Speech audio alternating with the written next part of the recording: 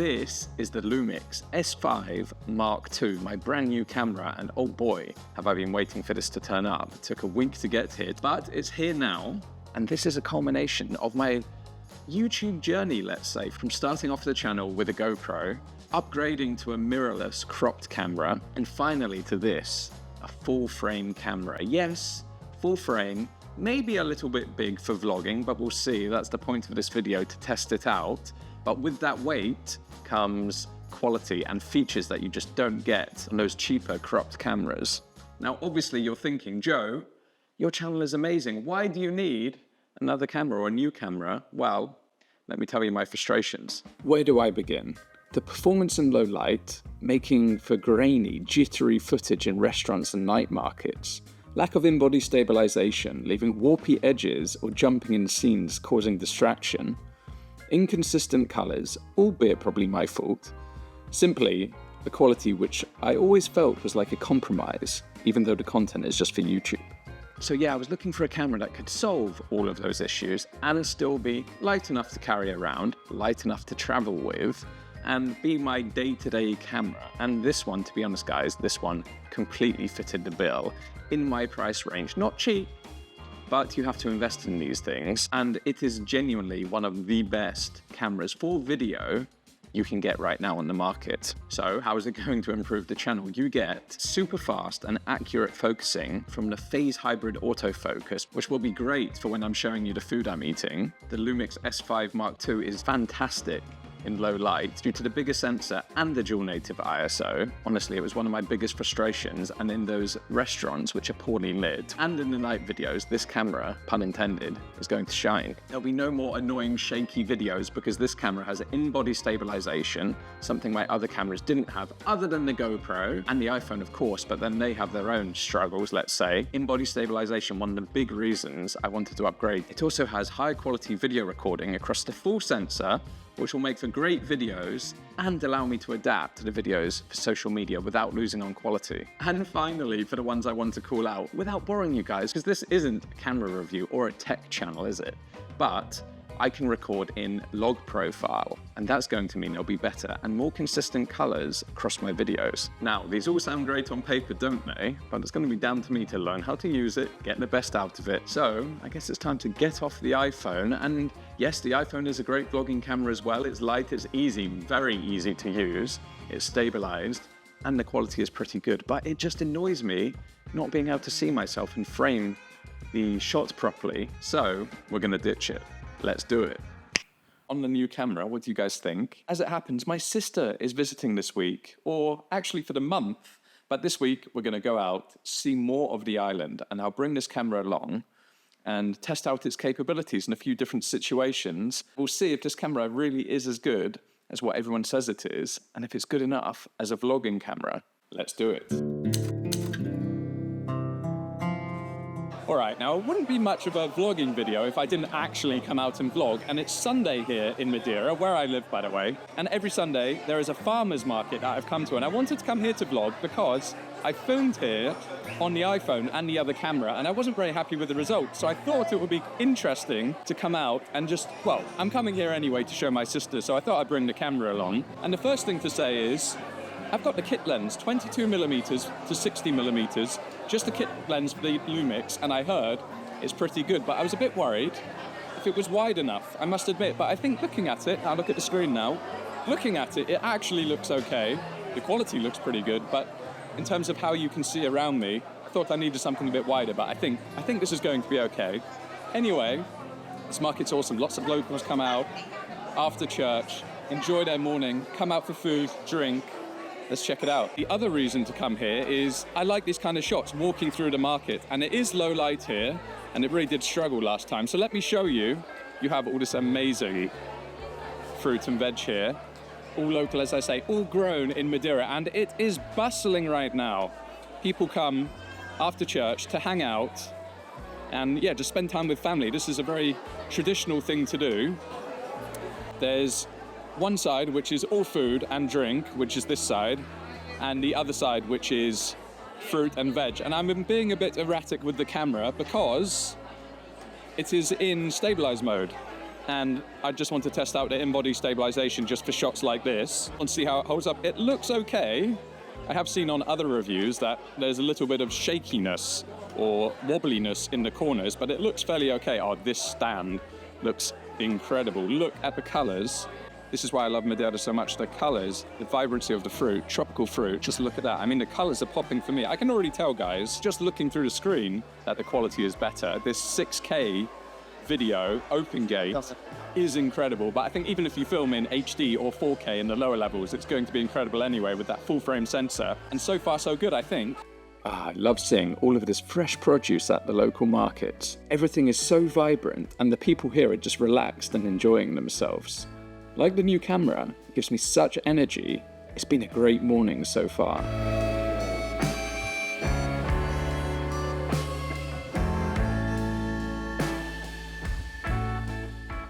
And this garlic, look at that garlic. Let's do a little focus test, shall we? So let's focus on near us and then slide it to focus further out. Oh, it is pretty good, I must admit. And I read a tip that if you slide the focus instead of tap the focus, it's much faster.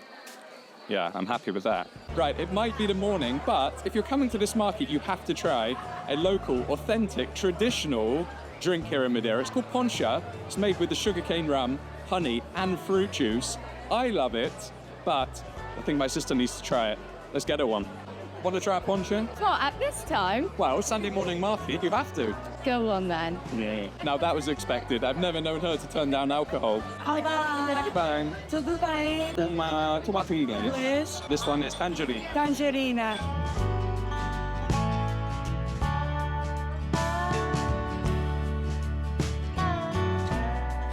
Now the best thing about this is you have all different types of poncha. We have tomato inglés, which is like a, well, I forget the name in English, to be honest. Tamarillo, that's the name. Bit sour, bit sweet. You have tangerine, you have passion fruit, and then you have just a regional one. Here, and then a lot of places in Madeira, they all come with little, well, let's call them tapas. They come with little snacks, and it comes with a fried cornmeal called mil frito. But, well, that is amazing, but I'd like to see her try the ponchas. So, come on then. Oh, well, hold on, let's cheers it first, I guess.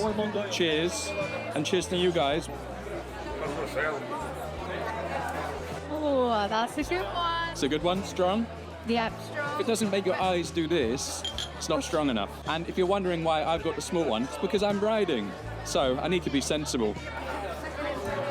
And then obviously we need to try some mil frito, and it comes with some little beans as well. Come in the frame. She's scared, she's never been on camera before. Oh, they're so good. Look how crispy. Look how crispy the outside of that fried cornmeal is. If you're wondering why I'm covering her face, it's because it's got face tracking on. I need to sort that out. It's so good. And then those soft raw beans. There you go. It is fast when you get it right. Oh, they're so good, guys.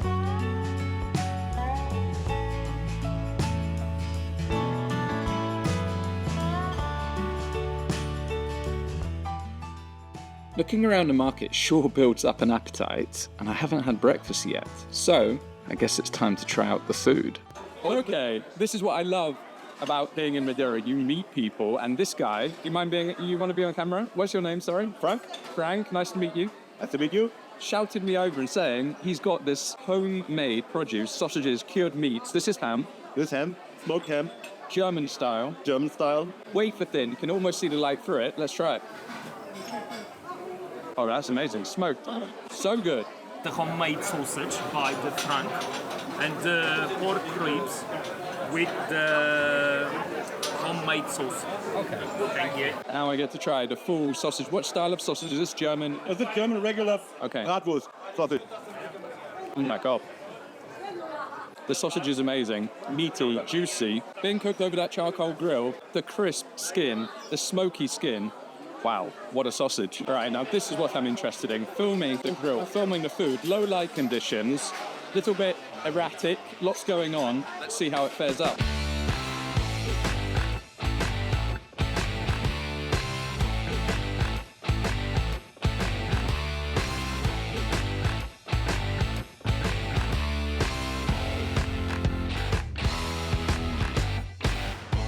Considering this isn't a food video, I think there's been a lot of food in this segment, but I do want to try Well, I've tried them before, but I want my sister to try these ribs. They are amazing. Cooked on the charcoal. Tell me what you think.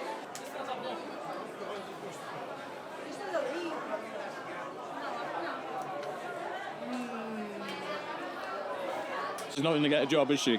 Amazing. Especially after 2 drinks. Yeah, they are amazing. You can just see the char on the outside of that pork rib. It is pork. They glaze it and then they put it over that fire. All right, I think that's enough of this market. It's been fun. I've been really enjoying using this camera, and I think the footage is going to come out well. I really like being in the back area of the barbecue restaurant, being able to switch to the higher ISO, and then hopefully, the quality is good. Let's see. But let's go somewhere else and test it out a little bit more.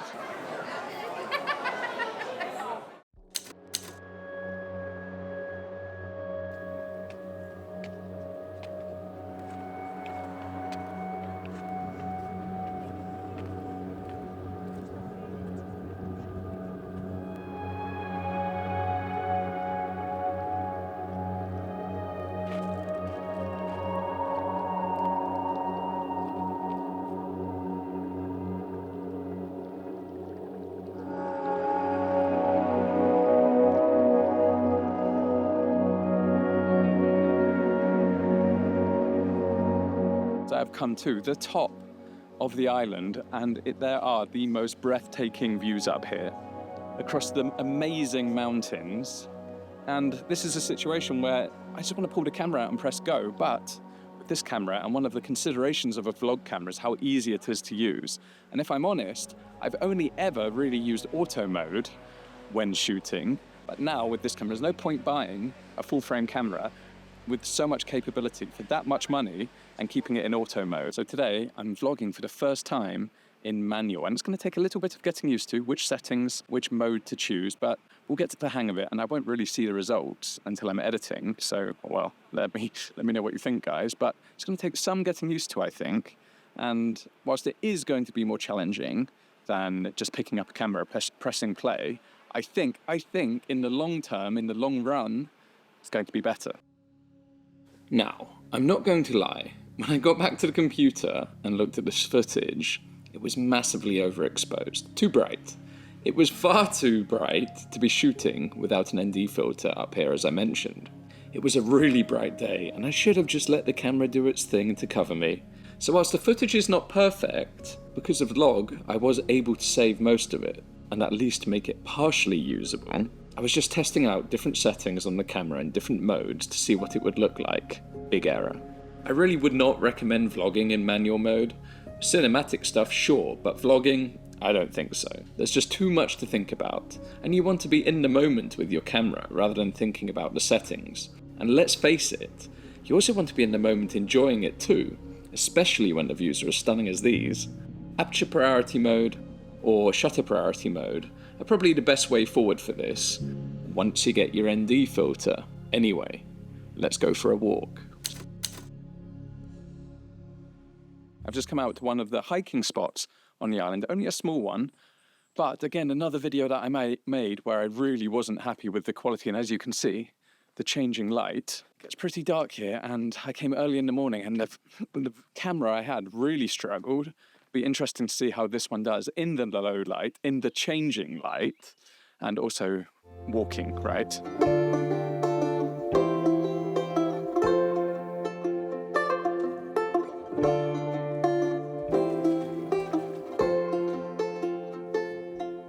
One thing I am noticing about this whole concept of anticipation building motivation is this new camera is motivating me to want to do things.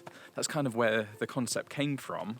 I want to get out, and my natural inclination is not necessarily to do that. I do suffer from anxiety. My natural instinct is to not do less, but to have to fight a bit harder to get out. And when you have something like this, if there is something that can motivate you, building anticipation and motivating you to get out and do things, hey, that's a good thing, right? Right, another concern I had with this camera was the weight. Compared to my other one, it's probably twice as heavy as my old camera, the R10 with this lens. And I thought on things like this, it would have been too heavy, but to be honest, it's not so bad. Yes, it is heavier. Yes, you do notice it. I wouldn't have thought of bringing it on a hike, if I'm honest. A walk. But it's is completely fine. And a lot of the time for my uses, it's going to be on a tripod static anyway. So yeah, I don't regret it in that sense at all. In fact, I'll go as far to say as I'm loving it so far.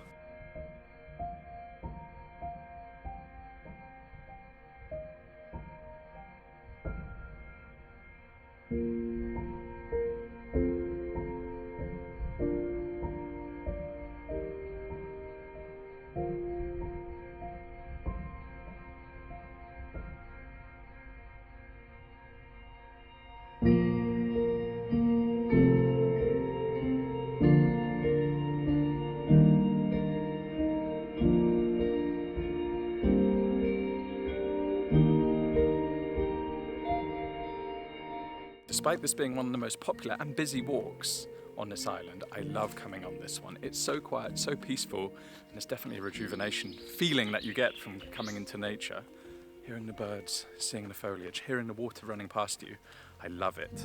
Anyway, let's go wrap this up. Let's go for a drink and sunset, and I'll give you my thoughts on this camera and whether this camera is a good vlogging camera.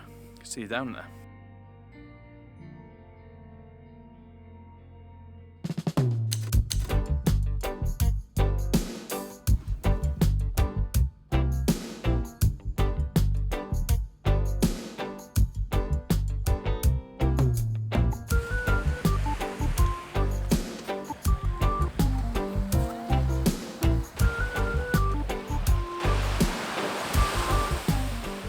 I've just come down to the beach. It's sunset now. People are out playing volleyball, relaxing on the beach, chilling with music. There's an awesome DJ here at the bar.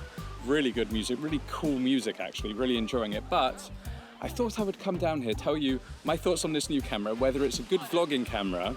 However, I forgot to do a little test, and the test that I wanted to do, and that was check out its stabilization. So, let me show you the stabilization modes, because one of the big things of this camera is stabilization. One of the big things for vlogging is stabilization, and this camera and Lumix have lots of options, and one of the best in the business. And actually, where better to do it than on this beach, because it's a little bit uneven, black sand on the floor, rocks everywhere. Let me show you. First up, in-body stabilization turned off, and electronic stabilization turned off. So there is no stabilization on this camera right now. I'm walking over the sand and walking over the rocks. It should be a little bit jittery, a little bit jumpy, what you would expect.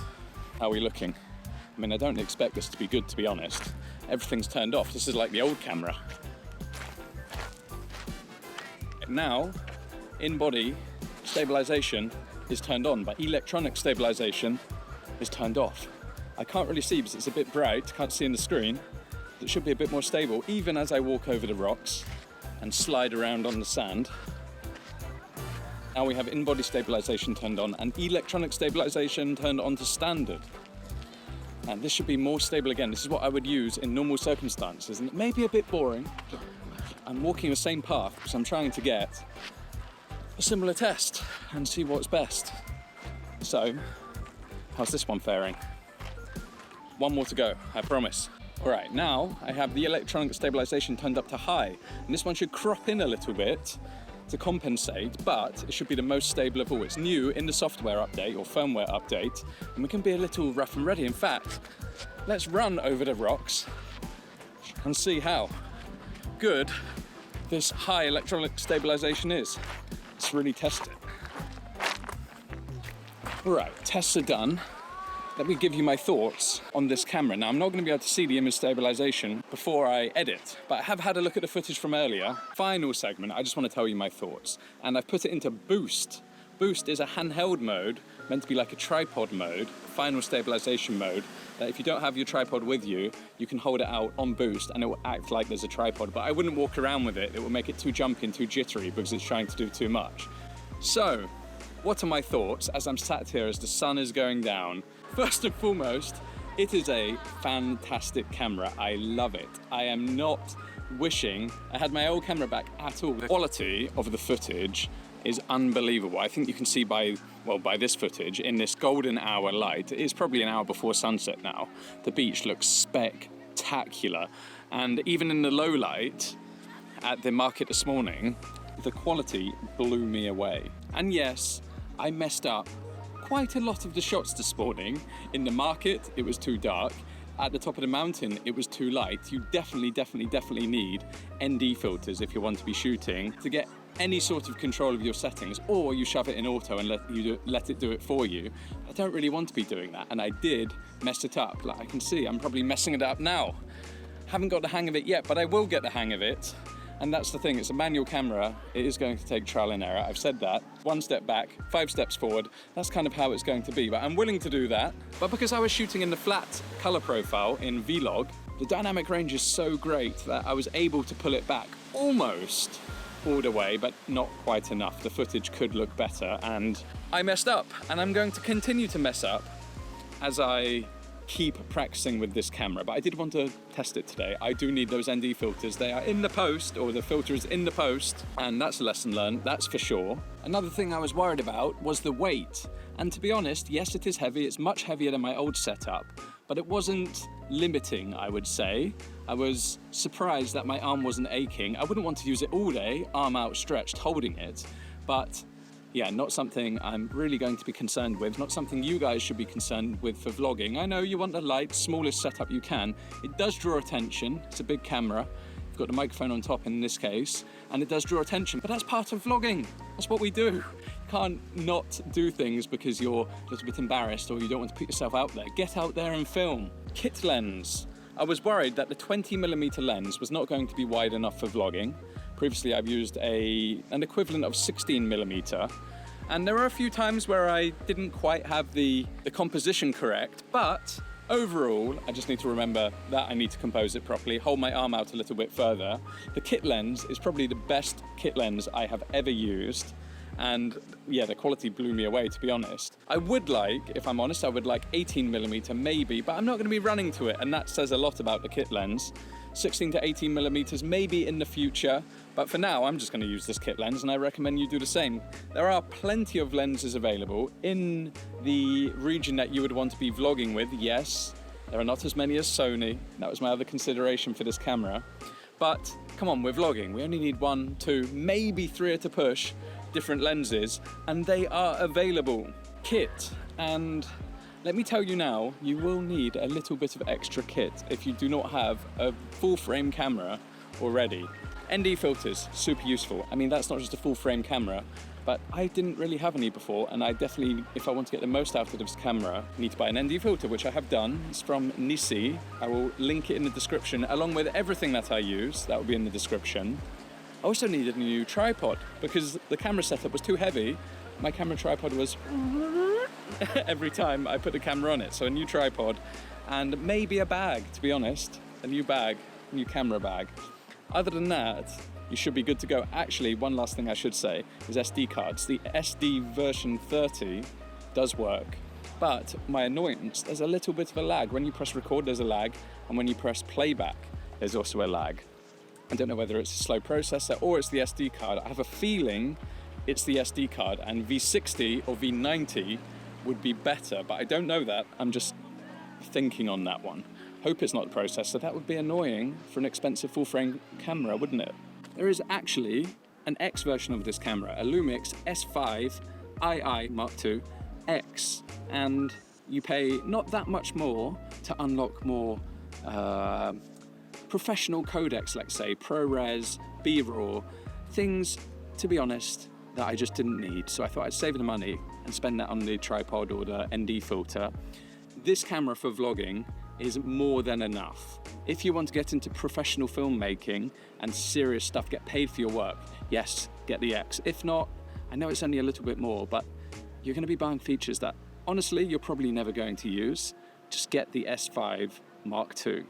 Overall, I must admit, it's probably the best camera I've ever used. So obviously, the best camera to use when vlogging is the camera closest to your hand. And really, vlogging is all about that. It's vlogging experiences, telling stories, sharing stuff with you guys. And I'm sure I can do that on a lesser camera. Sure, I can do that on my iPhone, a GoPro, and I will continue to use those things. I think it's going to allow me to grow, test new things, really shape the channel exactly how I want it to. There's going to be no limitations to content, whether that's in low light, whether that's cinematic style, whether that's vlogging style, whether that's whatever I want it to be. This camera is going to allow me to explore that, whereas the other cameras, I always felt there was something a bit off, something a bit restrictive, whether that was in low light, whether that was the color control, or whether it was just my ability, to be honest. Yes, it was a bit of an investment. It's not the perfect camera, but it's one hell of a camera, and I cannot wait to use it more and make content for you guys, bring you guys along with me. So please subscribe if you're not already subscribed. I hope you enjoyed this video. I hope you found it useful. If you are thinking of buying this camera for vlogging, not just filmmaking, for vlogging, please do. It's a fantastic, fantastic camera, and you won't regret it. Take care, guys. See you in the next one.